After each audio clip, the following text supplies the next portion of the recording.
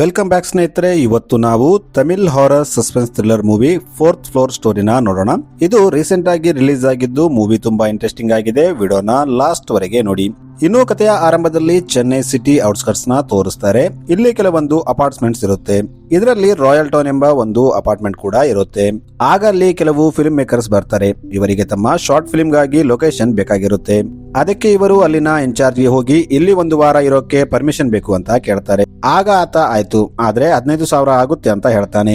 ಇವರು ಕೂಡ ಒಪ್ಕೋತಾರೆ. ಆಗ ಆತ ಅಲ್ಲಿ ಇರೋಕೆ ಕೆಲವೊಂದು ರೂಲ್ಸ್ ಹೇಳ್ತಾನೆ. ನೀವು ರಾತ್ರಿ ಟೈಮ್ ಒಬ್ಬರೇ ತಿರುಗಾಡಬಾರ್ದು ಮತ್ತು ಫೋರ್ತ್ ಫ್ಲೋರ್ ಗೆ ಹೋಗಬಾರ್ದು ಅಂತ ಹೇಳ್ತಾನೆ. ಈಗ ಅವರಿಗೆ ಫ್ಲಾಟ್ ಕೀ ಕೊಡ್ತಿದ್ದಾಗ ಅವನ ಹತ್ರ ಇದ್ದ ಎಲ್ಲ ಕೇಸ್ ಕೆಳಗೆ ಬೀಳುತ್ತೆ. ಆಗ ಅಲ್ಲೇ ನಿಂತಿದ್ದ ವಾಚ್ಮ್ಯಾನ್ ಇನ್ಚಾರ್ಜ್ ಗೆ ಕೀ ಎತ್ತಿ ಕೊಡ್ತಾನೆ. ಈಗ ಆ ಫಿಲ್ಮ್ ಮೇಕರ್ಸ್ ಕೀ ತಗೊಂಡು ಹೋಗ್ತಾರೆ. ಆದ್ರೆ ಇಲ್ಲಿ ಒಂದು ಎಡವಟ್ಟಾಗಿರುತ್ತೆ. ಆಕ್ಚುಲಿ ಫೋರ್ತ್ ಫ್ಲೋರ್ ಕೀ ಒಂದು ಮಿಸ್ ಆಗಿ ವಾಚ್ಮನ್ ಹತ್ರ ಉಳಿದುಕೊಂಡಿರುತ್ತೆ. ಈಗ ಸೀನ್ ಮುಂಬೈಲಿದ್ದ ಧೀರನ್ ಕಡೆ ಶಿಫ್ಟ್ ಆಗುತ್ತೆ. ಈತ ತನ್ನ ಫ್ಲಾಟ್ ಅಲ್ಲಿ ಮಲ್ಕೊಂಡಿದ್ದಾಗ ಅವನ ಎಕ್ಸ್ ಗರ್ಲ್ ಫ್ರೆಂಡ್ ಕಾಲ್ ಮಾಡಿ, ಧೀರನ್, ನನಗೆ ಒಂದು ಪ್ರಾಬ್ಲಮ್ ಬಂದಿದೆ, ದಯವಿಟ್ಟು ನೀನು ಚೆನ್ನೈಗೆ ಬಂದ್ಬಿಡು, ನನಗೆ ನಿನ್ನ ಹೆಲ್ಪ್ ಬೇಕು ಅಂತ ಹೇಳ್ತಾಳೆ. ಧೀರನ್ ಒಬ್ಬ IT ಎಂಪ್ಲಾಯ್ ಆಗಿರ್ತಾನೆ. ಅವನು ಜಾಸ್ತಿ ಯೋಚನೆ ಮಾಡದೆ ಚೆನ್ನೈಗೆ ಫ್ಲೈಟ್ ಹಾಕೊಂಡು ಹೋಗ್ತಾನೆ. ಇಲ್ಲಿ ಧೀರನ್ ತನ್ನ ಕಂಪನಿಗೆ ಹೇಳಿ ತನ್ನ ವರ್ಕ್ ನ ಚೆನ್ನೈಗೆ ಶಿಫ್ಟ್ ಮಾಡ್ಕೋತಾನೆ. ಆಗ ಅವರು ಧೀರನ್ಗೆ ಒಂದು ಫ್ಲಾಟ್ ಸಹ ಕೊಡ್ತಾರೆ. ಧೀರನ್ ಈಗ ತನ್ನ ಎಕ್ಸ್ ಗರ್ಲ್ ಫ್ರೆಂಡ್ ಗೆ ಕಾಲ್ ಮಾಡ್ತಿರ್ತಾನೆ. ಆದ್ರೆ ಆಕೆ ಎಷ್ಟೇ ಕಾಲ್ ಮಾಡಿದ್ರು ಧೀರನ್ ಫೋನ್ ನ ರಿಸೀವ್ ಮಾಡ್ತಿರಲ್ಲ. ಈಗ ಅವನು ಕಂಪನಿ ಕೊಟ್ಟ ಫ್ಲಾಟ್ ಗೆ ಬರ್ತಾನೆ. ಇದು ಅಲ್ಲೇ ರಾಯಲ್ ಟೌನ್ ಅಪಾರ್ಟ್ಮೆಂಟ್ ಹತ್ರ ಇರುತ್ತೆ. ಈಗ ಧೀರನ್ ಅಲ್ಲಿ ಬಂದು ವಾಚ್ಮನ್ ಗೆ ತನ್ನ ಬಗ್ಗೆ ಹೇಳಿದಾಗ ಆತ ತನ್ನ ಹತ್ರ ಇದ್ದ ಫೋರ್ತ್ ಫ್ಲೋರ್ ರೂಮ್ ಕೀನ ಕೊಡ್ತಾನೆ. ಧೀರನ್ ಅದನ್ನ ತಗೊಂಡು ಲಿಫ್ಟ್ ಅಲ್ಲಿ ಹೋಗ್ತಿದ್ದಾಗ ಆತನಿಗೆ ಅಲ್ಲಿ ಒಬ್ಬ ಮುದುಕ ಕಾಣ್ತಾನೆ. ಈತ ಧೀರನ್ಗೆ ನೀನು ಯಾವ ಫ್ಲೋರ್ಗೆ ಹೋಗ್ತಿದ್ಯಾ ಅಂತ ಕೇಳ್ತಾನೆ. ಆಗ ಧೀರನ್ ಫೋರ್ತ್ ಫ್ಲೋರ್ಗೆ ಅಂತ ಹೇಳ್ತಾನೆ.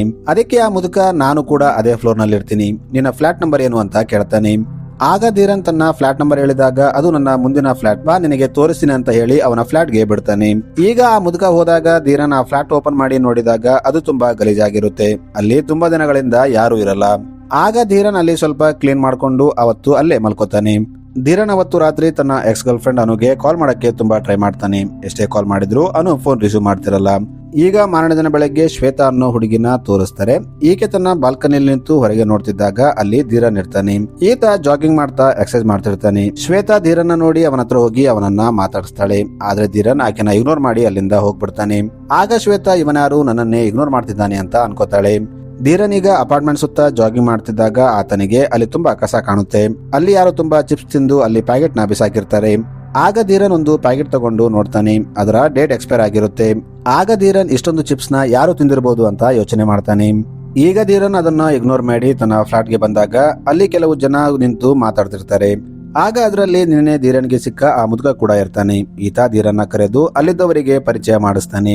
ಧೀರನ್ ಅವರ ಜೊತೆ ಮಾತಾಡ್ತಾ ತಾನು ನೋಡಿದ್ದ ಚಿಪ್ಸ್ ಪ್ಯಾಕೆಟ್ ಬಗ್ಗೆ ಕೇಳ್ತಾನೆ. ಆಗ ಅದರಲ್ಲಿದ್ದ ಒಬ್ಬ ವ್ಯಕ್ತಿ, ನಾನು ಚಿಪ್ಸ್ ಡೀಲರ್, ಆ ಚಿಪ್ಸ್ ಗಳು ಎಕ್ಸ್ಪೈರಿ ಆಗಿದ್ವು, ಅದಕ್ಕೆ ಅದನ್ನ ಬಿಸಾಕಿದ್ದೆ ಅಂತ ಹೇಳ್ತಾನೆ.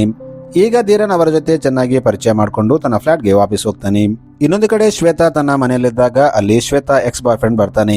ಈತ ಶ್ವೇತಾಗೆ ಹೆದರ್ಸಿರ್ತಾನೆ. ಯಾಕಂದ್ರೆ ಶ್ವೇತಾ ಅವನ ಫೋನ್ ರಿಸೀವ್ ಮಾಡ್ತಿರಲ್ಲ ಮತ್ತು ನನ್ನ ಫೋನ್ ಯಾಕೆ ರಿಸೀವ್ ಮಾಡ್ತಿಲ್ಲ ಅಂತ ಆಕೆ ಕುತ್ತಿಗೆ ಇಟ್ಕೋತಾನೆ. ಆಗ ಅದೇ ಟೈಮ್ ಅಲ್ಲಿ ಧೀರನ್ ತನ್ನ ಆಫೀಸ್ಗೆ ರೆಡಿ ಆಗಿ ಹೋಗ್ತಿರ್ತಾನೆ. ಈತ ಶ್ವೇತಾ ಮತ್ತು ಆಕೆಯ ಬಾಯ್ ಫ್ರೆಂಡ್ ನೋಡಿ ಶ್ವೇತಾ ಹತ್ರ ಬಂದು ಆಕೆಗೆ ಕಿಸ್ ಮಾಡಿ ಶ್ವೇತಾ ಬಾಯ್ ಫ್ರೆಂಡ್ಗೆ, ಈಕೆ ನನ್ನ ಗರ್ಲ್ ಫ್ರೆಂಡ್, ಈಗಿಂದ ನೀನು ಈಕೆಯಿಂದ ದೂರ ಇರು ಅಂತ ಹೇಳ್ತಾನೆ. ಇದನ್ನ ಕೇಳಿ ಶ್ವೇತಾ ಎಕ್ಸ್ ಬಾಯ್ ಫ್ರೆಂಡ್ ಅಲ್ಲಿಂದ ಹೋಗ್ಬಿಡ್ತಾನೆ. ಇದನ್ನ ನೋಡಿ ಶ್ವೇತಾ ಕೂಡ ಶಾಕ್ ನಲ್ಲಿರ್ತಾಳೆ. ಈಗ ಧೀರನ್ ಅಲ್ಲಿಂದ ತನ್ನ ಆಫೀಸ್ಗೆ ಬರ್ತಾನೆ. ಇಲ್ಲಿ ಧೀರನ್ ಕಲಿಗಳು ಅವನನ್ನ ವೆಲ್ಕಮ್ ಮಾಡ್ತಾರೆ. ಆಮೇಲೆ ಅವನು ಅನು ಆಫೀಸ್ಗೆ ಕಾಲ್ ಮಾಡಿ ಅನುಗೆ ಇನ್ನೊಂದು ನಂಬರ್ ಇದೆನಾ ಅಂತ ಕೇಳ್ತಾನೆ. ಆದ್ರೆ ಅಲ್ಲಿದ್ದವರಿಗೆ ಅನು ಬಗ್ಗೆ ಜಾಸ್ತಿ ಇನ್ಫಾರ್ಮೇಶನ್ ಗೊತ್ತಿರಲ್ಲ. ಅವರು ಅನುಗೆ ಒಂದೇ ನಂಬರ್ ಇತ್ತು, ಇನ್ನೊಂದು ನಂಬರ್ ಬಗ್ಗೆ ನಮಗೆ ಗೊತ್ತಿಲ್ಲ ಅಂತ ಹೇಳ್ತಾರೆ. ಈಗ ಸ್ಟೋರಿ ಸ್ವಲ್ಪ ಹಿಂದಕ್ಕೆ ಹೋಗುತ್ತೆ.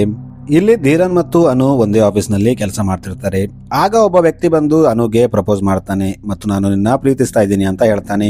ಆದ್ರೆ ಅನು ಅವನಿಗೆ, ನಾನು ನಿನ್ನ ಪ್ರೀತಿಸೋಕ್ಕಾಗಲ್ಲ, ನಾನು ಆಲ್ರೆಡಿ ಕಮಿಟೆಡ್ ಆಗಿದ್ದೀನಿ ಅಂತ ಹೇಳ್ತಾಳೆ. ಆಗ ಅನು ಕಲೀಗ್ಸ್, ನೀನು ಯಾರ ಜೊತೆ ಕಮಿಟೆಡ್ ಆಗಿದ್ದೀಯಾ, ನಿನ್ನ ಬಾಯ್ ಫ್ರೆಂಡ್ ಇದೇ ಆಫೀಸ್ ನಲ್ಲಿ ಇದ್ದಾನಾ ಅಥವಾ ಹೊರಗಡೆ ಇದ್ದಾನಾ ಅಂತ ಕೇಳ್ತಾರೆ. ಆಗ ಅಲ್ಲೇ ಇದ್ದ ಧೀರನ್ ಎದ್ದು, ನಾನೇ ಆಕೆಯ ಬಾಯ್ ಫ್ರೆಂಡ್ ಅಂತ ಹೇಳ್ತಾನೆ.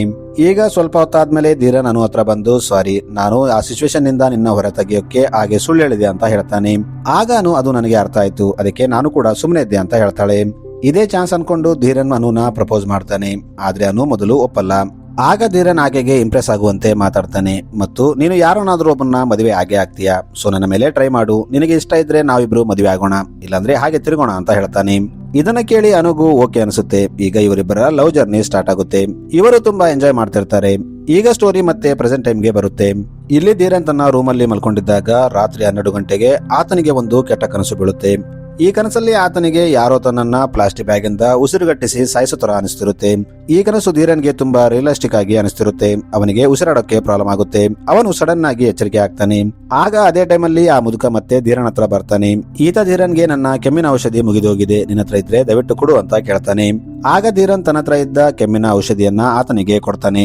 ಆಗ ಅದೇ ಟೈಮಲ್ಲಿ ಅನು ಧೀರನ್ಗೆ ಕಾಲ್ ಮಾಡ್ತಾಳೆ ಮತ್ತು ನಾನು ಇಷ್ಟು ದಿನ ನಿನಗೆ ಕಾಲ್ ಮಾಡಕ್ಕಾಗಿಲ್ಲ, ಸಾರಿ ಅಂತ ಹೇಳ್ತಾಳೆ. ನೀನೊಂದು ಕೆಲಸ ಮಾಡು, ನಾಳೆ ಹೋಗಿ ಕೋರ್ಟ್ ಹತ್ರ ಕೃಷ್ಣಮೂರ್ತಿನ ಭೇಟಿಯಾಗು. ಆತನಿಗೆ ನಿನ್ನ ಬಗ್ಗೆ ಮೊದಲೇ ಗೊತ್ತು, ನೀನು ಅವನನ್ನ ಭೇಟಿಯಾಗು, ಅವನೇ ನಿನಗೆ ಎಲ್ಲ ಹೇಳ್ತಾನೆ ಅಂತ ಹೇಳ್ತಾಳೆ. ಇಷ್ಟು ಹೇಳಿ ಅನು ಫೋನ್ ಕಟ್ ಮಾಡ್ತಾಳೆ. ಧೀರನ್ ಮತ್ತೆ ಅನುಗೆ ಕಾಲ್ ಮಾಡೋಕೆ ಟ್ರೈ ಮಾಡ್ತಿದ್ರು, ಆಕೆ ಕಾಲ್ ಕನೆಕ್ಟ್ ಆಗ್ತಿರಲ್ಲ. ಈಗ ಏನು ಮಾಡಕ್ಕಾಗದೆ ಮಾರನೇ ದಿನ ಬೆಳಗ್ಗೆ ಧೀರನ್ ಕೋರ್ಟ್ಗೆ ಹೋಗ್ತಾನೆ. ಅವನು ಕೃಷ್ಣಮೂರ್ತಿನ ಹುಡುಕ್ತಿರ್ತಾನೆ, ಯಾಕಂದ್ರೆ ಅವನಿಗೆ ಕೃಷ್ಣಮೂರ್ತಿ ಹೇಗೆ ಕಾಣ್ತಾನೆ ಅಂತ ಗೊತ್ತಿರಲ್ಲ. ಇಲ್ಲಿ ಕೃಷ್ಣಮೂರ್ತಿ ಒಬ್ಬ ಲಾಯರ್ ಹತ್ರ ಯಾವುದೋ ಕೇಸ್ ಬಗ್ಗೆ ಮಾತಾಡ್ತಿರ್ತಾನೆ. ಈಗ ಧೀರನ್ ಇಲ್ಲಿ ಕೃಷ್ಣಮೂರ್ತಿನ ಹುಡ್ಕೊಂಡು ಅಲ್ಲಿದ್ದ ಜನರಿಗೆ ಅವರ ಹೆಸರನ್ನ ಕೇಳ್ತಿರ್ತಾನೆ. ಆಗ ಧೀರನ್ ಒಬ್ಬ ಚಂದ್ರಮೂರ್ತಿ ಅನ್ನೋ ವ್ಯಕ್ತಿ ಹತ್ರ ಹೋಗಿ ನೀವು ಕೃಷ್ಣಮೂರ್ತಿನ ಅಂತ ಕೇಳ್ತಾನೆ. ಆಗ ಆತ ಇಲ್ಲ, ನನ್ನ ಹೆಸರು ಚಂದ್ರಮೂರ್ತಿ ಅಂತ ಹೇಳ್ತಾನೆ. ಹೀಗೆ ಧೀರನ್ ಅಲ್ಲಿ ಎಲ್ಲರನ್ನ ಕೇಳ್ತಾ ಕೃಷ್ಣಮೂರ್ತಿನ ಹುಡುಕ್ತಿರ್ತಾನೆ. ಸ್ವಲ್ಪ ಹೊತ್ತಾದ್ಮೇಲೆ ಕೃಷ್ಣಮೂರ್ತಿ ಧೀರನ್ನ ನೋಡ್ಬಿಡ್ತಾನೆ. ಈತ ಧೀರನ್ ಯಾಕೆ ಇಲ್ಲಿದ್ದಾನೆ ಅಂತ ಅವನ ಹತ್ರ ಹೋಗ್ತಾನೆ. ಆದ್ರೆ ಆತ ಅವನ ಹತ್ರ ಹೋಗುವಷ್ಟರಲ್ಲಿ ಅಲ್ಲಿ ಚಂದ್ರಮೂರ್ತಿನ ಯಾರೋ ಕೊಂದ್ಬಿಡ್ತಾರೆ. ಆತನನ್ನ ಕೊಂದಿದ್ದು ಬೇರೆ ಯಾರು ಅಲ್ಲ, ರಾಯಲ್ ಟೌನ್ ಅಪಾರ್ಟ್ಮೆಂಟ್ ನ ಇನ್ಚಾರ್ಜ್ ಆಗಿರ್ತಾನೆ. ಇದನ್ನ ನೋಡಿ ಕೃಷ್ಣಮೂರ್ತಿ ಶಾಕ್ ಆಗ್ತಾನೆ, ಏಕೆಂದ್ರೆ ಚಂದ್ರಮೂರ್ತಿ ಕೃಷ್ಣಮೂರ್ತಿ ವಾದ ಮಾಡ್ತಿದ್ದ ಕೇಸ್ ಬಗ್ಗೆ ವಿಟ್ನೆಸ್ ಆಗಿ ಬಂದಿರ್ತಾನೆ. ಸೀನೀಗ ಧೀರನ್ ಮತ್ತು ಅವನ ಕಲೀಗ್ ಕಡೆ ಶಿಫ್ಟ್ ಆಗುತ್ತೆ. ಇವನ ಕಲೀಗ್ ಅವನಿಗೆ ಪಾರ್ಟಿ ಕೇಳಿದಾಗ ಆತ ಅವರನ್ನ ಕರ್ಕೊಂಡು ತನ್ನ ಅಪಾರ್ಟ್ಮೆಂಟ್ ಗೆ ಬರ್ತಾನೆ.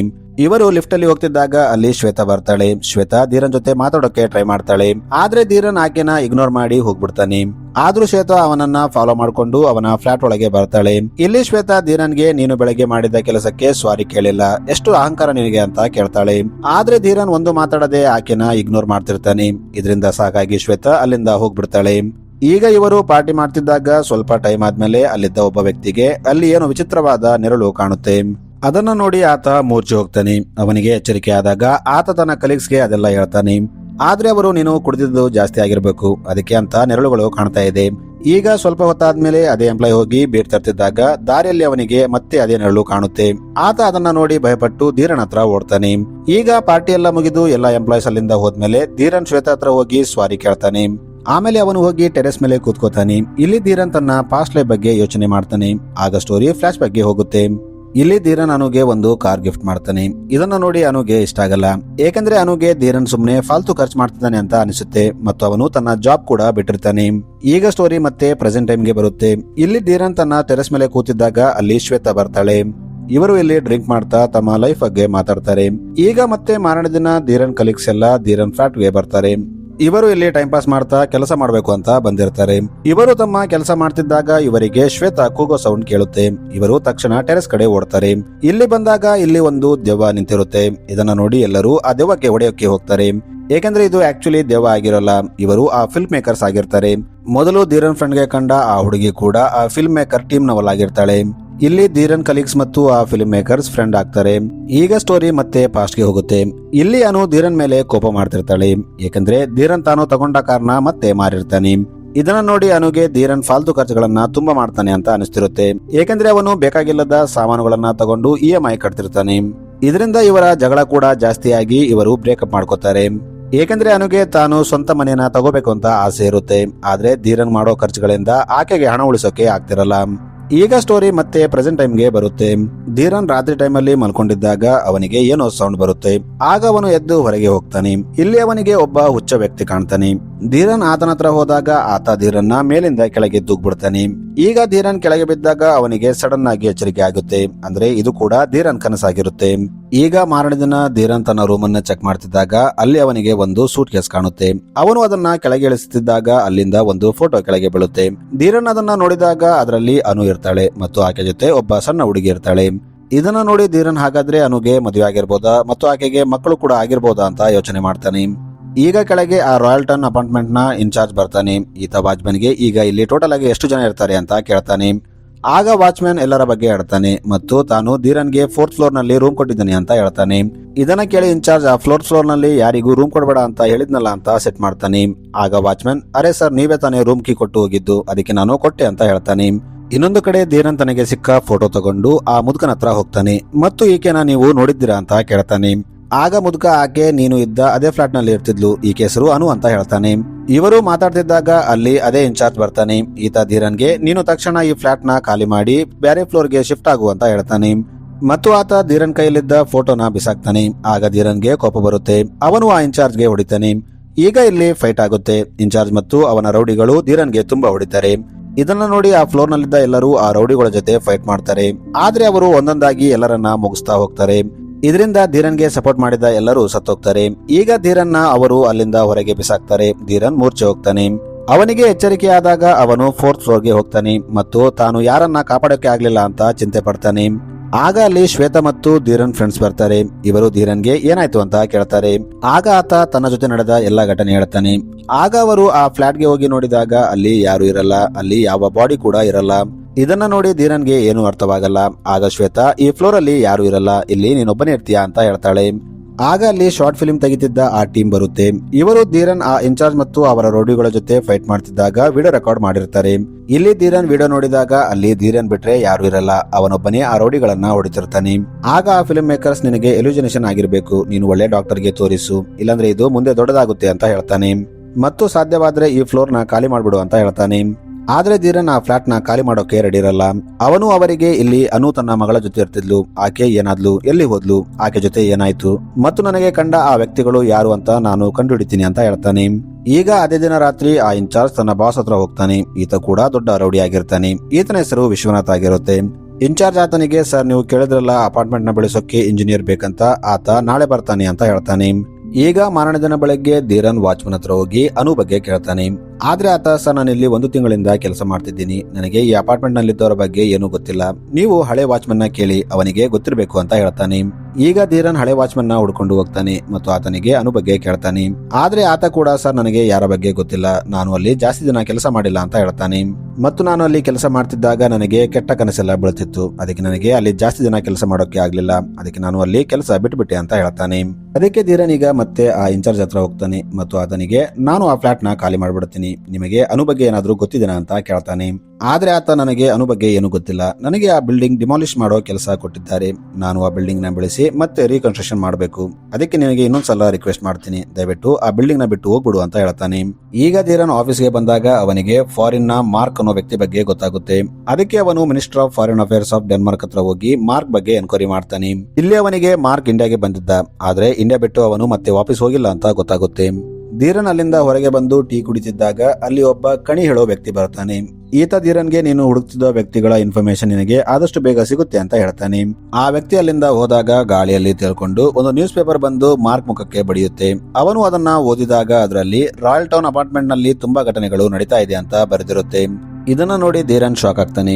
ಈಗ ಅವನು ತನ್ನ ಫ್ರೆಂಡ್ಸ್ ಹೆಲ್ಪ್ ತಗೊಂಡು ರೀಸೆಂಟ್ ಆಗಿ ರಾಯಲ್ ಟೌನ್ ಅಪಾರ್ಟ್ಮೆಂಟ್ ಬಗ್ಗೆ ಯಾವ್ದಾದ್ರು ನ್ಯೂಸ್ ಬರ್ತಿದ್ರೆ ಅದರ ಬಗ್ಗೆ ಇನ್ಫಾರ್ಮೇಶನ್ ತೆಗೆಯುವಂತೆ ಹೇಳ್ತಾನೆ. ಇವರು ರಾಯಲ್ ಟೌನ್ ಅಪಾರ್ಟ್ಮೆಂಟ್ ಬಗ್ಗೆ ಬಂದ ನ್ಯೂಸ್ ಪೇಪರ್ ನ ಕಲೆಕ್ಟ್ ಮಾಡಿದಾಗ ಇಲ್ಲಿ ಒಂದು ಶಾಕಿಂಗ್ ವಿಷಯ ಗೊತ್ತಾಗುತ್ತೆ. ಅದೇನೆಂದ್ರೆ ಆ 4th ಫ್ಲೋರ್ ನಲ್ಲಿ ಇದ್ದ ಎಲ್ಲಾ ವ್ಯಕ್ತಿಗಳು ಸತ್ತೋಗಿರ್ತಾರೆ. ಅದೇ ವ್ಯಕ್ತಿಗಳು ಧೀರನ್ಗೆ ಕಾಣ್ತಿರ್ತಾರೆ. ಧೀರನ್ ಅವರ ಹೆಸರನ್ನ ಮೊದಲೇ ಹೇಳಿರ್ತಾನೆ. ಅದಕ್ಕೆ ಅವನ ಫ್ರೆಂಡ್ಸ್ ಕೂಡ ಆ ಹೆಸರನ್ನ ಮ್ಯಾಚ್ ಮಾಡಿ ನೋಡಿದಾಗ ಅವು ಮ್ಯಾಚ್ ಆಗುತ್ತೆ. ಆಗ ಅವರು ಕೂಡ ಶಾಕ್ ಆಗ್ತಾರೆ. ಇದು ಹೇಗೆ ಸಾಧ್ಯ ಅಂತ ಯೋಚನೆ ಮಾಡ್ತಾರೆ. ಈಗ ಧೀರನ್ ಮತ್ತೆ ತನ್ನ ಫ್ಲಾಟ್ಗೆ ಬಂದಾಗ ಅನು ಫ್ರೆಂಡ್ ಧೀರನ್ಗೆ ಕಾಲ್ ಮಾಡ್ತಾಳೆ. ಈಕೆ ಕೆಲವೊಂದು ಶಾಕಿಂಗ್ ವಿಷಯಗಳನ್ನ ಧೀರನ್ಗೆ ಹೇಳ್ತಾಳೆ. ಆಕ್ಚುಲಿ ಧೀರನ್ ಮತ್ತು ಅನು ಬ್ರೇಕಪ್ ಆದಾಗ ಅನು ಪ್ರೆಗ್ನೆಂಟ್ ಆಗಿರ್ತಾಳೆ. ಈಕೆ ಅದನ್ನ ಧೀರನ್ಗೆ ಹೇಳಿರಲ್ಲ. ಆಕೆ ತಾನೇ ಆ ಮಗುಗೆ ಜನ್ಮ ಕೊಟ್ಟು ಅದನ್ನ ಸಾಕ್ತಿರ್ತಾಳೆ. ಇದನ್ನ ಕೇಳಿ ಧೀರನ್ಗೆ ಶಾಕ್ ಆಗುತ್ತೆ. ಹಾಗಾದ್ರೆ ಆ ಫೋಟೋದಲ್ಲಿರೋ ಮಗು ತನ್ನದೇ ಅಂತ ಯೋಚನೆ ಮಾಡ್ತಾನೆ. ಈಗ ಮಾರನೇ ದಿನ ಧೀರನ್ ಪೊಲೀಸ್ ಸ್ಟೇಷನ್ಗೆ ಹೋಗ್ತಾನೆ ಮತ್ತು ಪೊಲೀಸರಿಗೆ ಅನು ಮತ್ತು ತನ್ನ ಮಗಳ ಫೋಟೋ ಕೊಟ್ಟು ಇವರು ಮಿಸ್ ಆಗಿದ್ದಾರೆ, ಇವರ ಬಗ್ಗೆ ಮಿಸ್ಸಿಂಗ್ ಕಂಪ್ಲೇಂಟ್ ಕೊಡಬೇಕು ಅಂತ ಹೇಳ್ತಾನೆ. ಆ ಫೋಟೋ ನೋಡಿ ಇನ್ಸ್ಪೆಕ್ಟರ್ ಕೆಲವು ದಿನಗಳ ಹಿಂದೆ ಕೃಷ್ಣಮೂರ್ತಿ ಅನ್ನೋ ವ್ಯಕ್ತಿ ಕೂಡ ಬಂದು ಇವರು ಮಿಸ್ ಆಗಿದ್ದಾರೆ ಅಂತ ಕಂಪ್ಲೇಂಟ್ ಕೊಟ್ಟಿದ್ದ ಅಂತ ಹೇಳ್ತಾರೆ. ಆಗ ಧೀರನ್ ಸರ್ ನಾನು ಕೂಡ ಆ ಕೃಷ್ಣಮೂರ್ತಿನ ಹುಡುಕ್ತಾ ಇದ್ದೀನಿ, ದಯವಿಟ್ಟು ಆತ ಎಲ್ಲಿರ್ತಾನೆ ಅಂತ ಹೇಳಿ ಅಂತ ಹೇಳ್ತಾನೆ.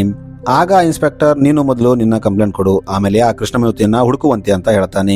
ಈಗ ಧೀರನ್ ತನ್ನ ಕಂಪ್ಲೇಂಟ್ ಬರೆಸಿದ್ದಾಗ ಕಾನ್ಸ್ಟೇಬಲ್ ಧೀರನ್ಗೆ ಸರ್ ನೀವು ಈ ರೀತಿ ಕಂಪ್ಲೇಂಟ್ ಬರೆಸಿದ್ರೆ ಏನೂ ಆಗಲ್ಲ, ನೀವು ನಿಮ್ಮ ಕೇಸ್ ಬೇಗ ಮೂವ್ ಆಗ್ಬೇಕಾದ್ರೆ ನೀವು ಕೋರ್ಟ್ ಹೆಲ್ಪ್ ತಗೊಳ್ಳಿ ಅಂತ ಹೇಳ್ತಾನೆ. ಈಗ ಧೀರನ್ ಕೋರ್ಟ್ ಹತ್ರ ಹೋಗಿ ಒಬ್ಬ ಲಾಯರ್ಗೆ ತನ್ನ ಕೇಸ್ ಬಗ್ಗೆ ಹೇಳ್ತಾನೆ ಮತ್ತು ಕೃಷ್ಣಮೂರ್ತಿ ಪ್ರಕಾರ ಅನು ಮತ್ತು ಆಕೆ ಮಗಳು 2 ತಿಂಗಳ ಹಿಂದೆ ಮಿಸ್ ಆಗಿದ್ದಾರೆ ಅಂತ ಹೇಳ್ತಾನೆ.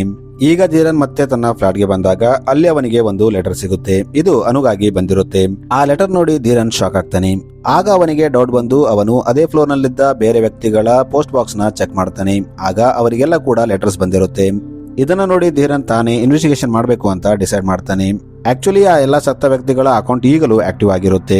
ಅದರಿಂದ ಆ ಫಾರಿನ್ ವ್ಯಕ್ತಿ ಮಾರ್ಕ್ ಕಂಪನಿಗೆ ಕ್ಯಾಶ್ ಹೋಗ್ತಿರುತ್ತೆ. ಈಗ ಧೀರನ್ ರಾತ್ರಿ ಟೈಮಲ್ಲಿ ಮಲ್ಕೊಂಡಿದ್ದಾಗ ಅವನಿಗೆ ಮತ್ತೆ ಒಂದು ಕೆಟ್ಟ ಕನಸು ಬೀಳುತ್ತೆ. ಆಕ್ಚುಲಿ ಇಲ್ಲಿ ಒಬ್ಬ ವ್ಯಕ್ತಿ ಧೀರನ್ನ ಸಾಯಿಸಿ ಆ ಅಪಾರ್ಟ್ಮೆಂಟ್ ನ ಹಿಂದುಗಡೆ ಒಂದು ಭೂಮಿಯಲ್ಲಿ ಅವನನ್ನ ಜೀವಂತವಾಗಿ ಹೂಣಾಕ್ತಾನೆ. ಆ ಕನಸಿಂದ ಧೀರನ್ಗೆ ಸಡನ್ ಆಗಿ ಎಚ್ಚರಿಕೆ ಆಗುತ್ತೆ. ಅವನು ಎದ್ದು ಹೊರಗೆ ಬಂದಾಗ ಒಂದು ಚಿಪ್ಸ್ ಪ್ಯಾಕೆಟ್ ಹಾರ್ಕೊಂಡು ಹೋಗ್ತಿರುತ್ತೆ. ಧೀರನ್ ಅದನ್ನ ಫಾಲೋ ಮಾಡ್ಕೊಂಡು ಒಂದು ರೂಮ್ ಹತ್ರ ಬರ್ತಾನೆ. ಆ ಚಿಪ್ಸ್ ಪ್ಯಾಕೆಟ್ ಒಳಗೆ ಹೋದಾಗ ಧೀರನ್ ಆ ರೂಮ್ ಓಪನ್ ಮಾಡಿ ಒಳಗೆ ಹೋಗ್ತಾನೆ. ಇಲ್ಲಿ ತುಂಬಾ ಬಾಕ್ಸ್ ಗಳು ಇರುತ್ತೆ, ಅದರಲ್ಲಿ ಚಿಪ್ಸ್ ಇರುತ್ತೆ. ಧೀರನ್ ಅದನ್ನ ನೋಡ್ತಾ ಮುಂದೆ ಹೋದಾಗ ಅಲ್ಲಿ ಅವನಿಗೆ ಒಬ್ಬ ಸಣ್ಣ ಹುಡುಗಿ ಕಾಣ್ತಾಳೆ. ಈಕೆನ ಕಟ್ಟಿ ಹಾಕಿರ್ತಾರೆ. ಆಕ್ಚುಲಿ ಈಕೆ ಬೇರೆ ಯಾರು ಅಲ್ಲ, ಅನು ಮಗಳು ಸಾರಾ ಆಗಿರ್ತಾಳೆ. ಅಂದ್ರೆ ಈಕೆ ಧೀರನ್ ಮಗಳಾಗಿರ್ತಾಳೆ. ಧೀರನ್ ಆಕೆನ ನೋಡಿ ತುಂಬಾ ಅಳ್ತಾನೆ. ಆಕೆ ಪರಿಸ್ಥಿತಿ ತುಂಬಾ ಕೆಟ್ಟದಾಗಿರುತ್ತೆ. ಆಗ ಧೀರನ್ ಆಕೆನ ಹಾಸ್ಪಿಟಲ್ಗೆ ಕರ್ಕೊಂಡು ಹೋಗ್ಬೇಕಂತ ಎತ್ಕೊಂಡು ಹೊರಗೆ ಬರ್ತಾನೆ. ಆದ್ರೆ ಇಲ್ಲಿ ಆ ಇನ್ಚಾರ್ಜ್ ನ ರೌಡಿಗಳು ನಿಂತಿರ್ತಾರೆ.